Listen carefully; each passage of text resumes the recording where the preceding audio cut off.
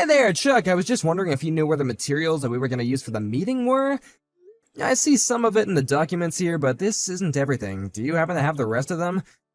What the heck do you think you're doing messaging me at this time, huh? You think I climbed this high in the corporate ladder so that I could have some nobody bothering me after work hours? What materials are you even talking about?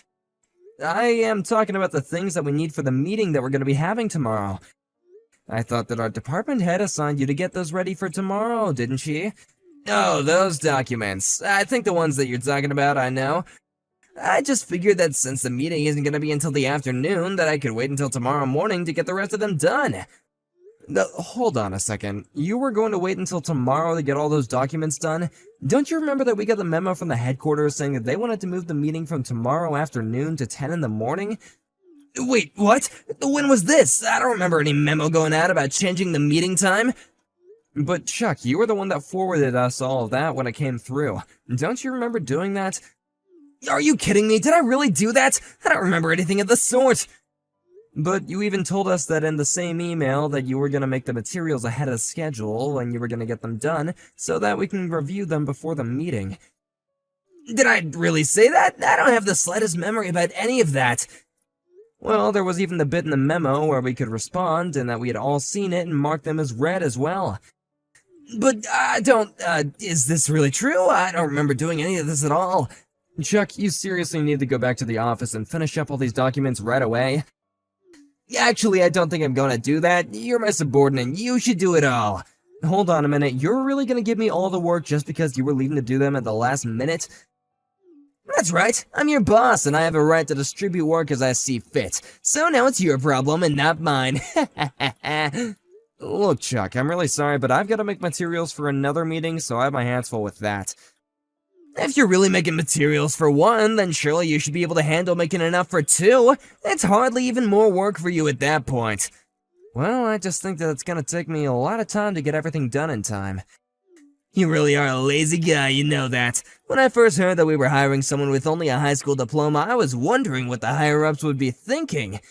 But now I see that my first impression of you was right. You have no idea what you're talking about at all, so let me make this very clear to you. You will do what I say when I say it. You know that you can't just treat the employees like this, right? I mean, you're not being fair at all. No, I am being more than fair right now. In fact, I'm giving you special training so that you'll become an even better employee. That is why you're gonna do the work that I give to you, and you're gonna be thankful for the opportunity to prove yourself to me. Anyways, I'm just getting home right now, so make sure you have everything done by tomorrow, got it? Chuck, wait, you can't do this!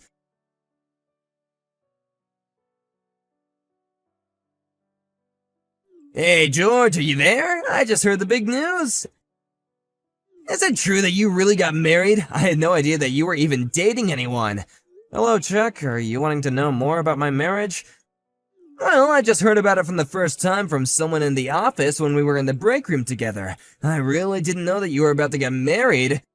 Well, I was, and am now, I guess. Is there anything else that you'd like to know? Is it true that when you got married, you also bought a house at the same time? Actually, we haven't bought anything yet, but we are already talking about buying a home for the two of us, yes. Now that my wife and I are married, we have a lot of big decisions to make about our future. I don't believe it. You mean to tell me that some loser who can only have a high school diploma can afford to get married and is thinking about buying a house? You really have got some nerve, you know that? I mean, just who do you think you are? You think you're better than me or something? Here we go again.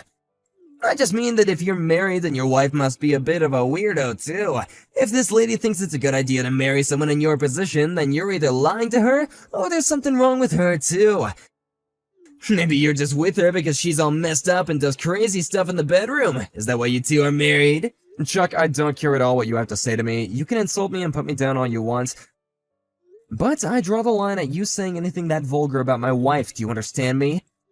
Excuse me? Just who do you think you're talking to like that? You seriously have got some nerve. I just want to make something clear with you, Chuck. The reason that I wasn't able to go to college after I finished high school was because my dad died. My family didn't have the money to send me to college after that. I had to work to help take care of the rest of my family. So I really appreciate it if you would stop talking to me as if you know my life or what I've gone through before I got here, okay? Because not only is it rude, but it's also against the rules of how you can treat people in the office. As a department supervisor, you need to choose your words more carefully, and think about what the boss should and shouldn't be saying in the office.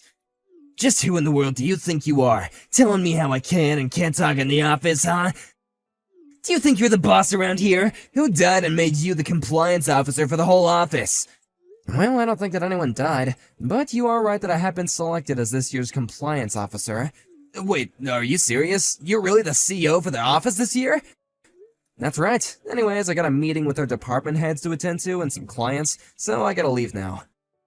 Hold on just 1 second. Are you telling me that you're working directly with the department heads? But you can't just skip over me and work with her. What the heck is going on here? How is someone who doesn't even have a college degree like you doing this, huh? I want to be there too. You tell me where you all are right now.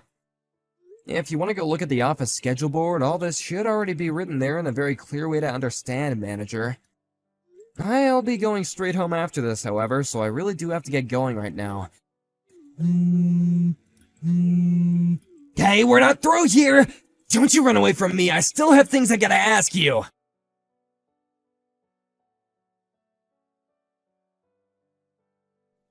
Hey there, George.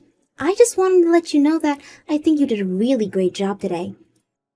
It seems to me like you've been making some real great improvements ever since you started working there. Thank you so much. It really means a lot to me that you're saying that. And I certainly didn't expect to be treated to Lucy's cooking after we finished work. Well, she was really hoping to get to do that with you, actually. I told her that we were going to be working together, and then you were going home after a meeting. But when I told her, she told me to invite you over for dinner instead. She was so excited that she told me that she was going to go out right away and buy something to cook for us to dinner. Well, thank you so much for your kindness. It really does mean so much to me. Well, I'm not the one that you should be saying thanks to, you know? You're right. Please tell Lucy how grateful I am for her thinking about me like that. Tell her the dinner was delicious. Of course, I'll be sure to do that. And I'm sorry to be asking you to work a little tomorrow, even though it's Saturday. You mean about seeing you off at the train station? I can do that, no problem. You wanted me to pick you up and take you over at about 8 in the morning, right? Yeah, that would be perfect. Thank you so much for that.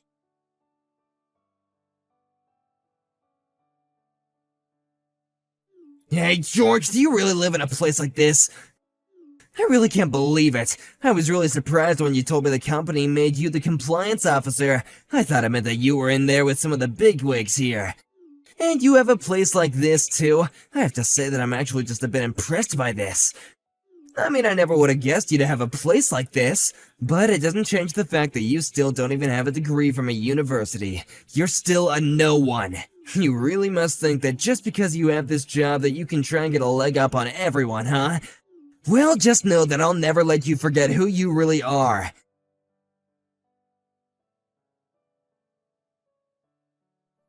Hey there, George. I just wanted to let you know that I'm having a really great barbecue. I was gonna invite you to it as well, but I heard that you were going to be out of town doing something. Hello there, Chuck. Sorry, I'm not quite sure what you're talking about, actually. What is this about? Oh, I didn't tell ya. I was gonna be having a little barbecue party, and I was thinking of inviting you, but I guess you weren't here to be able to enjoy it. Well, yeah, I did have something to do this morning, but it's not like I'm out of town or anything like that. I'm actually already home right now. Oh man, this meat is good, and you're not gonna get to eat any of it. Okay. You enjoy that, I guess, Chuck.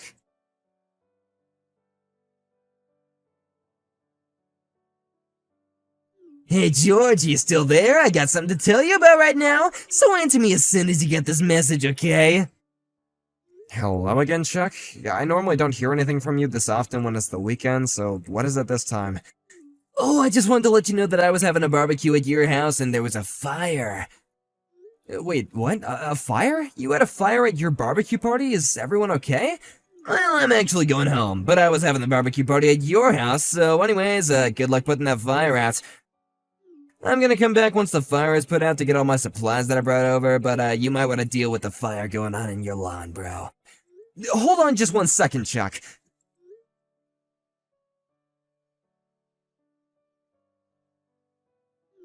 Wait, you're telling me that you don't actually live in a house, like you live in an apartment? Yeah, I have an apartment room on the third floor of my building, actually. So I'm not really sure what you mean when you say that you were having a barbecue at my house, much less my lawn. Hold on a second. What do you mean? Are you serious about all this? I am. Did you even bother calling the fire department about any of this?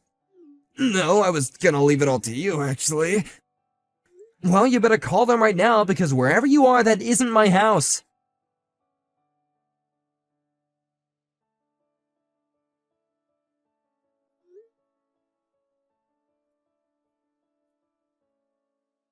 No, Cecile, well, what an honor it is getting a message straight from you. It isn't every day that I hear from you.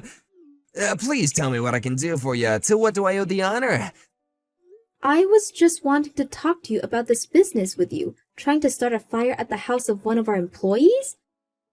Oh, right, of course. Well, the one thing I was trying to do was pull a prank on George, and I think I went kind of a little wrong. He told me that I could have a barbecue at his house if I wanted to, but then he gave me the wrong address, so anyway, I ended up going to the wrong house, and I guess you know the rest from there. Right, well, that so-called wrong house was actually my house. Wait, I'm sorry, what? That was your house? That's right, it was my house, and I wouldn't have minded as much if there was just a little bit of damage. But the thing is that the fire spread to my prize-winning rose garden and completely destroyed it. So, it really was your house then? You really mean that? That's right. It was my house. And I just want you to know that I'm going over the damage that you've caused. Not only to the roses, but to my garden in general, as well as a tree that was designated as historic by the city. So just know that I'm going to be charging you for all of that. You're really gonna make me pay for all that? Are you serious?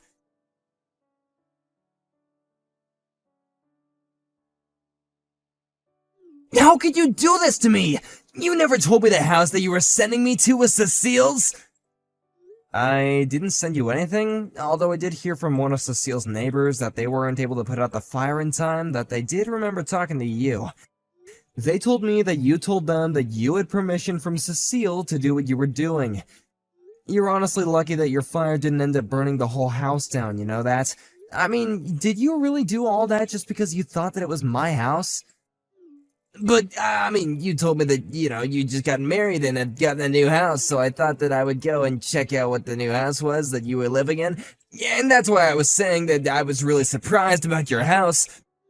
I had no idea how a little nobody like you could afford such an amazing place with a perfect yard like that! I see. So basically you're saying that you thought that Cecile's house was actually mine? But, I mean, I saw you go up to this house after you finished up with work the other day. So how is it that you don't live there? Are you talking about a couple of days ago, when I went home from work that day? That's right! I just happened to see your car while I was out, and so I got into mine, and I thought that I would follow you home, so I could make fun of where you lived. And then, when you arrived, there was some pretty lady that came outside to greet you, so I was sure that you must have been, where you were living with your wife. Well, I don't know what else to say, but that's not my house, and that is not where I live with my wife. But how can that be? What did I even see then? You do remember that I told you that I was talking with my wife about where we were gonna live, right? I told you that we were still talking about where our house was gonna be. Did you really say that to me? I don't remember that at all. Are you sure that's what you told me about where you and your wife would be living? That's right. I'm sure that I told you that my wife and I hadn't decided on where we were gonna live yet. I'm sure that if you scroll up throughout our other conversations that you will say that I told you just that much as well. But then, I don't understand. Why were you going to Cecile's house then? Well, that would be because after I finished work the other day, I was invited there by Cecile, if you must know. And the other person who came out to greet me was actually Cecile's daughter, my wife. You're kidding me! That's right, so basically you thought that my mother-in-law's house was my house because my wife is still living there while we settled on a good place to move to. But then, what does that mean for me? What's gonna happen now? That sounds like something that's gonna be settled between you and Cecile.